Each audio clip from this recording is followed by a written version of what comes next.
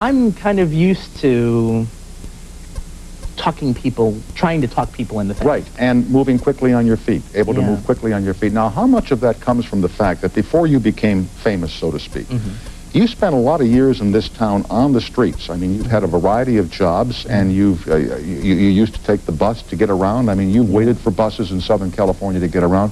What have you seen in your life happen before your eyes that has helped prepare you to be able to be fast on your feet, to be able to talk people into doing things? Well, you're talking about like riding the buses and everything. Yeah. Yeah, street life in L.A. Yeah, it's like, well, there's not a single thing in Los Angeles that makes you feel more like a loser than when you're riding the bus. I mean, you just feel like a loser. I've never been on the bus in Los Angeles. Well, it's like in any other city. The rapid transit system is not so bad, all right? Like in New York, you take the bus to get around, the subway to get around, sure. It's no worries. And also, every other place is a little smaller, usually, than Los Angeles as far as its surrounding areas are concerned. Okay. But Los Angeles really is built, it's built for a car, all right, to get around. And there are a lot of nice cars here. People drive wonderful cars here. I mean, the Bentleys and Mercedes-Benz and Porsches. That's for sure true for a lot of people. My thing is, I didn't care about whether or not my car I had was nice or not. I never bought into that. I don't care about that stuff. But you do need a car, because literally to take a bus to go to just a standard area that would take you no time whatsoever to drive to, all right, maybe 20 minutes at the most, all right, takes 3 hours on the bus. In Los Angeles. In Los Angeles. I mean, it's like the whole city is not set up for you. Right. All right, and the only reason you don't have a car is because you can't afford one. All right, I mean, if you can, you're not going to be taking the bus. So you really feel like a loser. And you probably had a car, and it probably broke on you. And if you're making $10,000, $12,000 a year, and you have like a $600 car problem, which is very easy to do when you're buying used cars and everything, it's like that screws you up. I mean, you're out. You're out of the game for like a little bit. And I've had to take like buses for like, a year and a half at a time. What do you see in L.A. waiting for the bus? What happens before your eyes? Well, I remember, actually, normally, 98% of the time, it's just incredible boredom. Okay? Just incredible boredom. Because, it's not like the subway. They don't just keep coming, all the time, all right? But the other thing is, like the weirdest experience I ever had waiting for a bus was I lived on a Western and 3rd, all right, out here in Hollywood area. Actually, that's actually Koreatown where that is, and that's where I was living for a while. And Western is a really bad street, all right, especially around Santa Monica Boulevard, Hollywood, Sunset area. I was on Western and Santa Monica Boulevard waiting for a bus, and at that time, they don't have them now, but at that time, for like the last year and a half, they had a bunch of black transvestite prostitutes. Oh, really? All right, just up and down Western. Santa Monica had the boys, and Sunset had the girls, and the black transvestite prostitutes were up and down Western.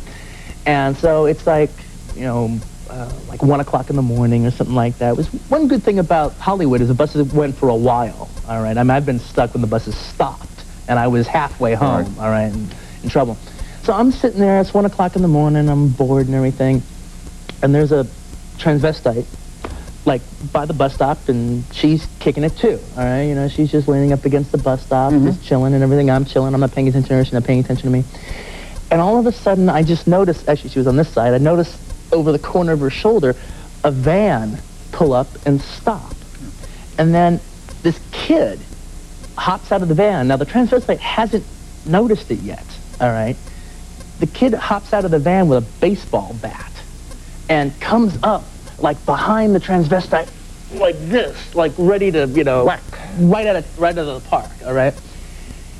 And it was so surreal, I couldn't say anything like, hey, watch out, or anything. Look out, you're young. I just couldn't believe what I was watching, and it was weird, because it was, again, like when these things happen, it sounds like it's happening in slow motion or something. You're just sitting there watching and can't believe what you're seeing, all right? And at the last minute, the transvestite, like, felt the kid there, and turned around, all right?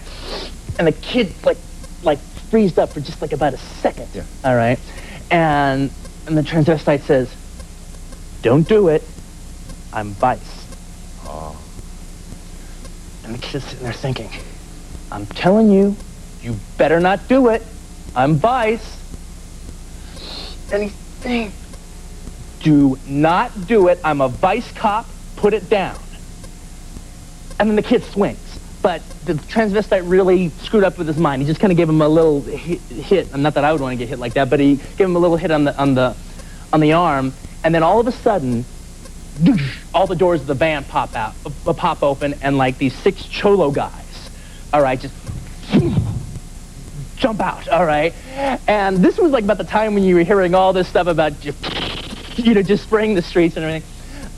I got out of there, man. I'm like watching this whole show, all right? I have the best seat in the house, all right? And when these other guys jumped out, all right, hey, you say, I'm like, hey, all right? And I'm leaving. The transvestite starts running, all right? And they start running after the transvestite, all right? So I'm running, all right, to get the hell out of there, all right? I make a left. The transvestite's not following me. It's just human nature. She's running, I'm running. Get away from, to get away from these guys. Get out of harm's way, right. Exactly. I make a left, she makes a left. I make a right, she makes a right. They make a right, they make a left, all right? I'm like, you can stop following me at any time. And eventually the guys just like gave up and went home.